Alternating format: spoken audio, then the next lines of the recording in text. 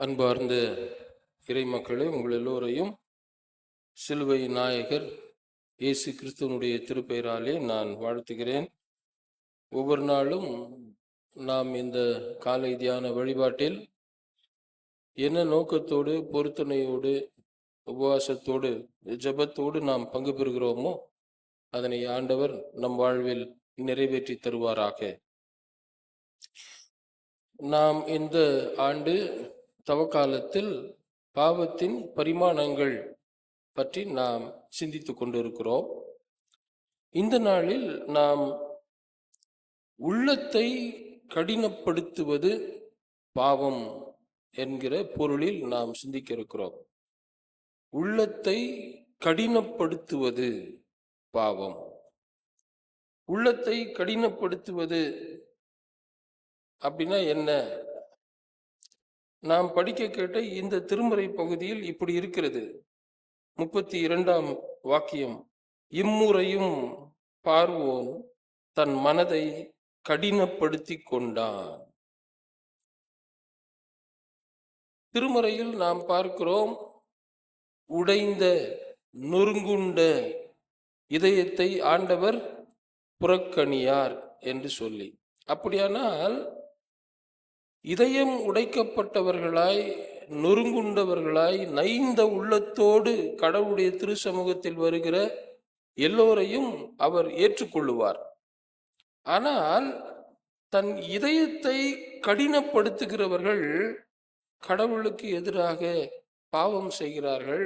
அவர்களை ஆண்டவர் புறக்கணிப்பார், அவர்களை கண்ணோக்கி பார்க்க மாட்டார் என்பதை தான் நாம் இந்த நாளிலே சிந்திக்க இருக்கிறோம். அப்படியானால் நம்முடைய வாழ்வில் இந்த தவக்காலத்தில் நான் இருதயத்தை கடினப்படுத்துகிறேனா என்பதை நாம் சீர்தூக்கி பார்க்க வேண்டும்.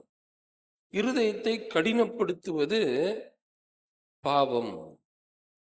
3 குறிப்புகளின் வழியாக நான் உங்களோடு இந்த பொருளிலே சிந்திக்க ஆசைப்படுகிறேன்.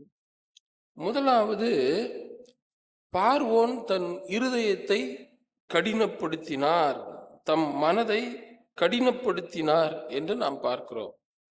இருதயத்தை கடினப்படுத்துவது என்றால் என்ன? பார்வோன் இங்கே சொல்லுகிறார் மோசேயிடம், போங்கள், போய் பலியிடுங்கள், ஆனால் வெகு தூரம் செல்ல வேண்டாம், பலியிட்டு வாருங்கள் என்று சொல்லுகிறார். உடனே இவரே மோசேயிடம் சொல்லுகிறார், மேலும் எனக்காகவும் மன்றாடுங்கள் என்று பார்வோன் சொல்லுகிறார். இப்படி சொல்லிவிட்டு இந்த ஈக்கள் வாதை அவரையும் அவருடைய அலுவலகத்தையும் அவருடைய நாட்டையும் விட்டு அகன்ற உடனே மோசே போய் கடவுளிடத்திலே வேண்டுகிறார். கடவுள் மோசேயினுடைய குரலுக்கு இணங்கி அந்த ஈக்கள் வாதையை அகற்றுகிறார். இந்த வாதை சென்ற உடனேயே இவர் சொல்லுகிறார், நான்லாம் ஒன்றும் அனுப்ப மாட்டேன் என்று தன்னுடைய இருதயத்தை கடினப்படுத்திக் கொள்கிறார். அப்படின்னா என்ன? இருதயத்தை கடினப்படுத்துவது என்றால் என்ன? தான் சொன்ன வாக்கை தானே மீறுவது. அதுதான் இருதயத்தை கடினப்படுத்துவது. நாம ஒருத்தருக்கு வாக்கு கொடுத்திருப்போம், அந்த வாக்கை நாமே மீறுவது, அது பாவம். அதுதான் இருதயத்தை கடினப்படுத்துவது. இந்த 10 வாதைகளிலும் மோசே ஒவ்வொரு முறையும் பார்வோனிடத்தில் போய் சொல்லுகிற போது பார்வோன் சொல்லுவாரு, சரி இந்த தடவை நான் அனுப்பிடுறேன், இந்த தடவை நான் அனுப்பிடுறேன் அப்படின்னுவாரு. ஆனா சொன்ன அவருடைய வாக்கையே அவரே மீறுவார். நாம் சொன்ன வாக்கை எப்போது மீறுகிறோமோ அது இருதயத்தை கடினப்படுத்துவதற்கு அடையாளம். அப்படி இருதயத்தை நாம் கடினப்படுத்துகிற போது நாம் பாவம் செய்கிறோம். ஒரு எடுத்துக்காட்டை சொல்லுகிறேன். நான் முதலில் பணியாற்றிய பூண்டி குருசேகரத்தில் ஒரு தம்பதிகள், அவருக்கு 85 வயசு இருக்கும், அந்த அம்மாவுக்கு ஒரு 80 வயசு இருக்கும். அந்த அம்மா கிட்டத்தட்ட 20 ஆண்டுகளாக, 20 இல்லை அதுக்கு மேலேயும் ஆண்டுகளாக படுத்த படுக்கையாக இருக்கிறார். அந்த அம்மாவுக்கு எல்லாமே படுக்கையில் தான். யாரையா கவனிச்சுக்கிறாங்க அப்படின்னு கேட்டேன். நான் தான் கவனிச்சுக்கிறேன் அப்படின்னாரு. எப்படி உங்களால இதெல்லாம் செய்ய முடியுதுன்னு. அப்ப அவர் சொன்னாரு, இதே பூண்டி ஆலயத்தில் அப்போ கூரை ஆலயம், இந்த ஆலயத்துல தான் நான் வாக்கு கொடுத்தேன். வாழ்விலும் தாழ்விலும், சுகத்திலும் சுகவீனத்திலும், வாழ்நாளின் கடைசி வரை உம்மை நேசிக்கவும் காப்பாற்றவும் கீழ்ப்படியவும் வாக்கு கொடுக்கிறேன் அப்படின்னு நான் கொடுத்தேயா. அந்த வாக்கு அப்புறம் நான் மீறினா என்ன வருது அப்படின்னு கேட்டார். நாம் கொடுக்கின்ற வாக்கை நாம் எப்போது எல்லாம் நாமே மீறுகிறோமோ அது நம்முடைய இருதயத்தை கடினப்படுத்துவதற்கு அடையாளம். ஞானஸ்தானம் எடுக்கும் போது நாம வாக்கு கொடுக்கிறோம். சிலுவையில் அறையப்பட்ட இயேசு கிறிஸ்துவை அறிக்கையிட நான் ஒருபோதும் வெட்கப்பட மாட்டேன். ஆனால் நாமே வெட்கப்படுகிறோம். இப்படி பல காரியங்களை நாம் சொல்லிக்கொண்டே போகலாம். கொஞ்சம் உலக அளவுல நாம யோசிக்கணும்னா, இஸ்ரேல் காசா, இஸ்ரேல் போர் நிறுத்த ஒப்பந்தத்துக்கு போகுது. திடீர்னு பார்த்தா அங்க குண்டு போட்டுட்டு இருப்பாங்க. தாங்கள் சொன்ன வாக்கை தாங்களே மீறுவது அது பாவம்.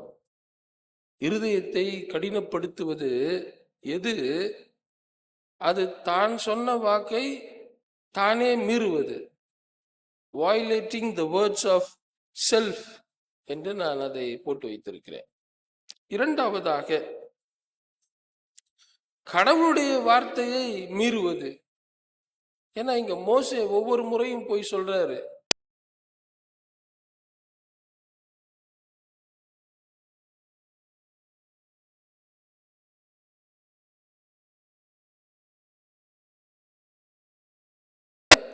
பார்வோனும் அவனுடைய நாட்டு மக்களும் அறிந்து கொள்ளுவார்கள்.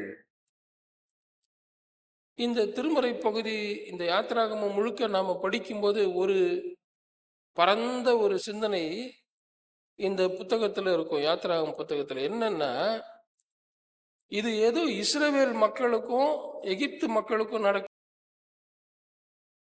யாவே கடவுளுக்கும் பார்வோனுக்கும் நடக்கின்ற போர். பார்வோன் அந்த நாட்டு அரசன். அந்த காலத்துல அரசனைத்தான் ஆண்டவராக அவர்கள் வணங்குவார்கள். இப்போ இந்த இஸ்ரேல் ஜனங்கள் எல்லாம் யாவே கடவுளை அரசனாகவும் அவரை கடவுளாகவும் ஏற்றுக்கொண்டிருக்கிறார்கள். அதனாலதான் இங்க பார்வோனுக்கு ஒரு பெரிய மன அழுத்தம் வருது. என்னன்னா, இந்த ஒரு மக்கள் கூட்டம் மட்டும் என்ன வணங்காம, என்ன அரசனா ஏத்துக்காம எங்கேயோ போய் யாரையோ வணங்க போகிறார்களே. அதனாலதான் ஆண்டவரும் ஒவ்வொரு முறையும் சொல்லுவாரு, இந்த வாதையின் வழியாக நானே ஆண்டவர் என்பதை எகிப்தியர் அறிந்து கொள்ளுவார்கள். அப்போ கடவுளுடைய வார்த்தை பார்வோனுக்கு 10 முறையும் வருகிறது. இந்த 10 முறையும் அவர் கடவுளுடைய வார்த்தைக்கு எதிராக செயல்படுகிறார், கடவுளுடைய வாக்கை மீறுகிறார். அதுதான் தன் இருதயத்தை கடினப்படுத்துவது.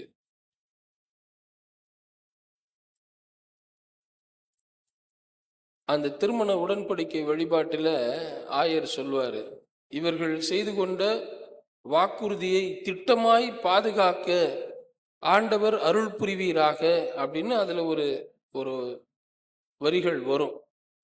இவர்கள் செய்து கொண்ட உடன்படிக்கையும் வாக்குறுதிகளையும் திட்டமாய் பாதுகாத்து கொள்ள இவர்களுக்கு அருள் தாரும்.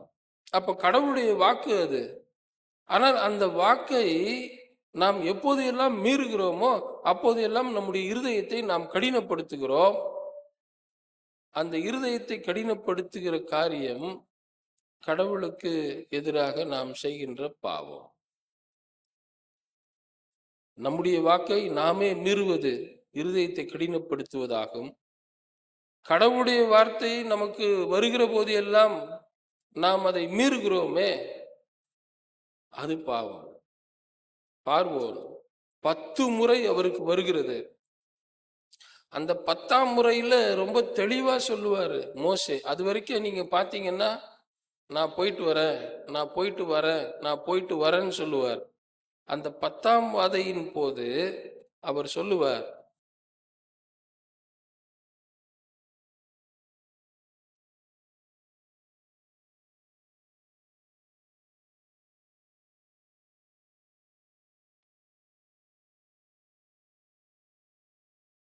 இறந்து போன உடனே அந்த செய்தியை கேட்ட உடனே தயவு செய்து எங்க நாட்டை விட்டு கிளம்பு அப்படின்னு சொல்லி அனுப்புவார். எல்லா மக்களும் அனுப்புவாங்க.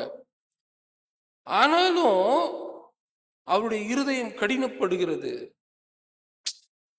என்னடா இது, இந்த ஜனங்க என்ன வணங்காம யாரையோ வணங்க போயிட்டு இருக்காங்களே, நம்மளுக்கு இனி வேலை செய்யறது யாரு? இருதயம் கடினப்படுத்துகிறார், கடவுளுடைய வாக்கை மீறுகிறார். நாமும் நம்முடைய வாழ்க்கையில் கடவுளுடைய வார்த்தையை மீறுகிற போது எல்லாம் நம்முடைய இருதயத்தை நாம் கடினப்படுத்துகிறோம் என்பது பொருள். அது பாவம். கடைசியாக, மூன்றாவதாக, ஆண்டவருடைய வார்த்தைக்கு செவிகொடாமல் போவது கடினப்படுத்துவதாகும்.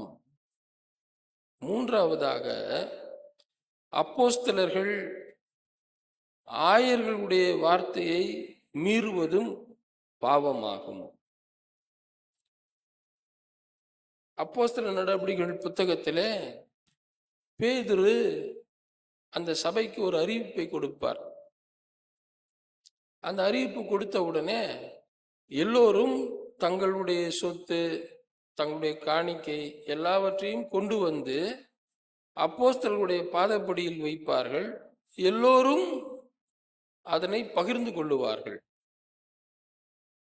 எல்லோருக்கும் எல்லாம் கிடைக்கும், ஒருவருக்கும் ஒன்றும் குறைவாக இருக்காது. அப்படி இருக்கிற போது அனனியா சப்பீரா தன்னுடைய சொத்தை விற்றுவிட்டு வருவார்கள். அப்ப பேதுரு கேட்பார், சொத்தை எவ்வளவுக்குப்பா வித்த? 10 லட்சத்துக்கு வித்திருப்பாரு. அவர் சொல்றாரு, நான் 5 லட்சத்துக்கு தான் வித்தேன். சரிப்பா. அவர் மரித்து போய் விடுவார்.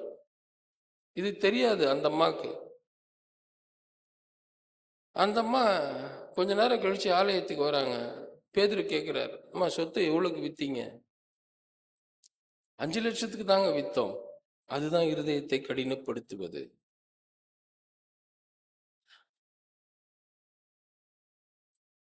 அந்த பரிதாபம். அவரும் தன்னுடைய வாழ்வை இழந்து போனார். பல நேரங்கள்ல நாம நமக்கு முன்னால் இருக்கிற மூதாதையருடைய வார்த்தைகளையும் குருமார்களுடைய வார்த்தைகளையும் நாம் கேட்காமல் மீறுகிறோமே, அது பாவம். நம்முடைய இருதயத்தை நாம் கடினப்படுத்துகிறோமே, அது பாவம்.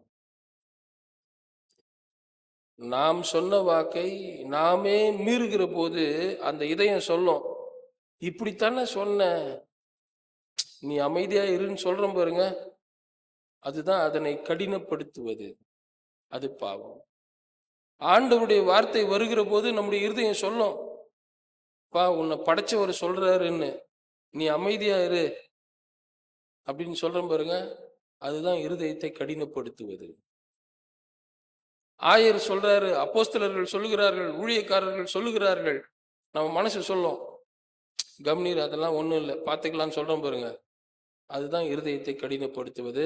அது பாவம். இந்த பாவத்தினால் வருகின்ற விளைவு ரொம்ப கொடூரமா இருக்கும்.